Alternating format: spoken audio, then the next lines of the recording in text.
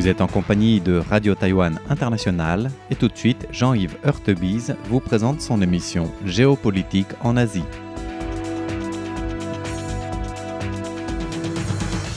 Bonjour pour ce nouveau podcast de notre émission Géopolitique en Asie. On va conclure donc le podcast commencé la semaine dernière. Donc la semaine dernière, on avait centré donc notre podcast sur le coup de fil entre le dirigeant chinois Xi Jinping et le président américain Donald Trump, en essayant d'analyser cette phrase, montrant comment elle était au cœur en fait du nouveau rapport de force entre les États-Unis et la Chine et liée en fait avec aussi le Japon, et en essayant de comprendre en fait les ressorts extrêmement complexes du jeu stratégique, du jeu discursif de la Chine communiste. Donc la phrase qu'on a évoquée la semaine dernière, c'était cette phrase-là. Donc le retour de Taïwan à la Chine était une partie importante de l'ordre international de l'après-guerre. Alors on va revenir un peu sur le contexte peut-être d'abord avant d'analyser la seconde partie, la seconde phrase, c'est-à-dire au vu de la situation, il est d'autant plus important pour nous de préserver ensemble la victoire de la Deuxième Guerre mondiale. Alors pourquoi cet échange téléphonique? On l'a évoqué la dernière fois, c'est lié au contexte avec le Japon, c'est lié avec le fait que la présidente, la première ministre japonaise, nouvelle première ministre japonaise, Sanae Takaichi, le 7 novembre, interrogée par le Parlement japonais sur les scénarios susceptibles de constituer une menace pour le Japon, elle avait cité un exemple, un blocus naval chinois de Taïwan, et toute action militaire visant à empêcher l'arrivée des forces américaines. Elle avait dit, si cela implique l'utilisation de navires de guerre et des actions militaires, donc de la part de la Chine, la situation pourrait tout à fait, donc le conditionnel, pourrait tout à fait devenir une menace pour la survie du Japon. Le Japon pourrait alors recourir à la force pour se défendre.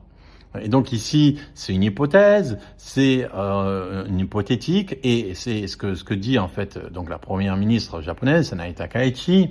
C'est donc un blocus chinois de Taïwan par des navires de guerre pourrait en fait constituer une menace existentielle, et cette menace existentielle, ça autorise les forces d'autodéfense japonaises à agir en vertu de la loi de 2015 sur la sécurité nationale. Donc en fait, ce que fait Sanae Takaichi, ça a été présenté par la Chine comme une agression, comme quelque chose de très de très agressif, de très militariste, en essayant de mobiliser tout cet imaginaire du Japon d'il y a 100 ans, du Japon impérial, et évidemment de susciter le ressentiment chinois à l'égard du Japon. Donc on connaît tout ça, et voilà, on sait d'où ça vient, toute cette stratégie en fait de la Chine à l'égard du Japon. On sait qu'évidemment cette animosité, il y a des événements historiques réels, la semi-colonisation de la Mandchourie et évidemment le massacre de Nanking.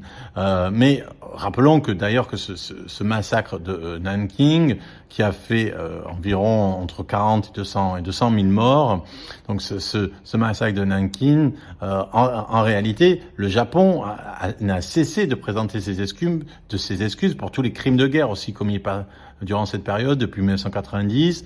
Le 13 novembre 2013, l'ancien Premier ministre japonais Hayatoyama Yukio a présenté des excuses pour les crimes de guerre du Japon, notamment le massacre de Nanking. Il a dit, en tant que citoyen japonais, je considère qu'il est de mon devoir de présenter des excuses, ne serait-ce que pour la mort brutale d'un seul civil chinois tué par des soldats japonais, et un tel acte ne peut être excusé en disant qu'il s'est produit pendant la guerre. Donc on a des excuses du Japon en tant que d'une personne politique, en tant que citoyen, mais en fait ces excuses n'ont jamais véritablement été acceptées par la Chine, qui continue en fait de dire donc de situer le Japon à travers cette histoire, c'est-à-dire que la Chine veut réduire le Japon à ce Japon militariste d'il y a plus de 80 ans. Pourquoi? Parce que si dès qu'en Chine on dit Japon, on pense Nanking, évidemment, il n'y a pas de relation pacifique possible. Évidemment, ça crée du ressentiment, et donc ça permet d'avoir du nationalisme, ça permet d'avoir de l'alliance nationale contre un ennemi facilement identifiable. Donc c'est tout ce qu'on veut mobiliser. Donc le fait que le Japon ose dire que peut-être peut-être en cas de blocus, étant donné que s'il y a blocus de Taïwan, les navires chinois seront de facto dans le périmètre des eaux territoriales, des eaux, ou alors tout au moins de la ZEE, de la zone économique exclusive japonaise, c'est obligé, puisque la dernière île japonaise, elle est plus proche de Taïwan que du Japon, donc il faut bien voir ça. Donc il est évident dans ce contexte un blocus de Taïwan, et encore plus une invasion de Taïwan, ça affecterait le Japon. Il faut comprendre que la base américaine de Okinawa, elle est plus proche de Taïwan que du Japon, que de l'île principale du Japon. Et il peut pas y avoir une prise de Taïwan par la force sans que ça passe à un moment donné par croiser des lignes japonaises, croiser aussi des lignes américaines. Si le Japon est attaqué, les États-Unis entrent en jeu. Si les États-Unis entrent en jeu, le Japon doit suivre parce qu'il y a une alliance entre les deux. Donc en fait, quand Sanae Takeshi dit c'est une attaque possible, en plus elle parlait même pas d'attaque, elle disait un blocus. Un blocus et une attaque, forcément une attaque serait une menace existentielle pour le Japon, c'est évident. C'est évident.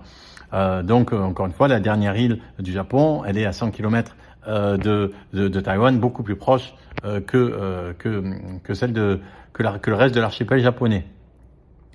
Donc voilà, donc on comprend une crise taïwanaise est en même temps nécessairement une crise japonaise. Et donc la Chine est toujours, en fait, c'est ce qu'on voit aussi avec cette phrase sur Taïwan, la Chine ne cesse de penser le monde en 2025 dans les catégories en fait de 1945. C'est-à-dire que la Chine n'arrive pas à se détacher de ces rapports de force qui ont structuré l'Asie. Il y a plus de 80 ans. Parce que si on pense avant le début de la guerre. Et donc quand elle dit que Taïwan est essentiel pour l'ordre international d'après-guerre, quand la Chine, on va y revenir de façon encore plus précise, quand Xi Jinping dit, selon la Chine nouvelle à Donald Trump, au vu de la situation, il est de plus en plus important pour nous de préserver ensemble la victoire de la Deuxième Guerre mondiale, ça veut dire pour lui que la victoire de la Deuxième Guerre mondiale, c'est la victoire sur le Japon.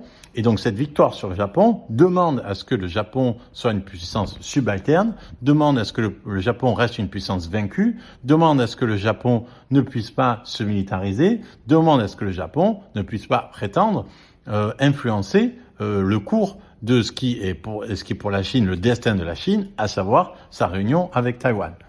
Donc c'est en ça aussi que cette phrase elle est importante et elle est liée à la situation au Japon. Mais juste pour revenir sur le massacre de Nankin, il faut bien se rappeler que c'est 200 000 morts, c'est énorme, c'est catastrophique, c'est horrible, mais la Chine ne cesse de demander au Japon de s'excuser pour ça, le Japon l'a déjà fait. Mais la Chine ne demande pas à Mao de s'excuser pour les 50 millions de morts du Grand Bond en avant, ou les 2 millions de morts de la Révolution culturelle. Donc, parce que évidemment, les crimes des autres, ils sont toujours plus impardonnables que ceux qu'on fait nous-mêmes. Mais en même temps, le crime de la Chine envers ses propres citoyens est sans commune mesure avec ce que le Japon a pu faire à la Chine, sans commune mesure. Pourtant, on est toujours dans une forme de glorification, ou en tout cas de penser qu'il y a une continuité, ou en tout cas que c'était un mal nécessaire, cet épisode maoïste en Chine. Et surtout, pourquoi toujours vouloir se référer à ces événements avec autant de ressentiments qui sont passés il y a 80 ans? Si on fait comme ça, l'Allemagne et la France, en fait, ils se sont avec la constitution de l'Europe à partir des années 1950, c'est bien qu'il y ait une volonté de tourner la page. Si on est toujours dans le ressentiment, en fait, on prépare les guerres de demain. Et c'est bien le problème. C'est bien ce dont il s'agit aujourd'hui. Avec cette perception à la fois de Taïwan et du Japon.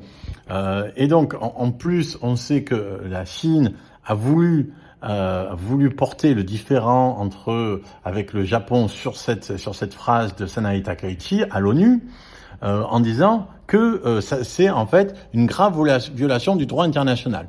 Alors là, c'est quand même intéressant. C'est-à-dire que le fait que le Japon dit que si la Chine passe par son territoire ou que des navires de guerre, parce que vu la distance entre le Japon et Taïwan, forcément enfreindront ce que on va dire la ligne, passeront par des îlots, des archipels qui sont au Japon. Si donc la Chine fait ça, le Japon devrait se défendre. Donc le Japon nous dit qu'elle va pas attaquer la Chine. Donc le Sanae Takaichi dit que peut-être que le Japon devrait se défendre si la Chine, pour attaquer le Taïwan, devrait en fait influer sur toute la structure maritime autour de Taïwan. Et c'est une évidence que ça sera le cas. Donc le Japon dit, dans ce cas-là, on devrait se défendre. Donc ce qui est une forme d'autodéfense est perçu comme la Chine comme une agression. Et donc, c'est comme si le Japon a dit qu'ils allaient attaquer la Chine. Alors que donc, ce que le Japon a dit, c'est que si la Chine attaque Taïwan, peut-être, vu qu'ils sont entre les deux, peut-être qu'ils seront mobilisés et qu'ils devront, à ce moment-là, se défendre. Okay. Et donc, la Chine a porté la situation à l'ONU en parlant de graves violations du droit international pour une remarque hypothétique pour laquelle le Japon pourrait avoir à se défendre si un pays ami était attaqué. Alors que, on rappelle, on conclura sur ça, avant donc le troisième podcast, sur cette situation, alors même que la Chine n'a jamais dénoncé de graves violations du droit international à l'encontre de la Russie, malgré les 100 000 à 400 000 morts ukrainiens, donc plus de 50 000 civils. Jamais la Chine n'a parlé de graves violations du droit international pour quelque chose qui est réel, factuel, qui est en train de se passer, et elle parle de graves violations du droit international pour une hypothétique phrase, pour une phrase japonaise qui parle de quelque chose d'hypothétique. Donc on voit que là on est quand même vraiment dans le 2 poids 2 mesures puissance 10, puisque donc la Russie ne viole pas le droit international quand elle attaque de facto un pays réel. Mais si le Japon dit qu'il devrait se défendre, là, ça serait une grave violation du droit international. Pourquoi ? Et ça, donc, on va y revenir. C'est lié avec cette phrase-là qu'on doit encore expliquer donc dans le prochain podcast, parce que pour elle, le droit international inclut nécessairement le fait que Taïwan fait partie de la Chine et lié à ce qu'elle appelle l'ordre international d'après-guerre. C'était Jean-Yves Heurtebise dans son émission Géopolitique en Asie pour RTI.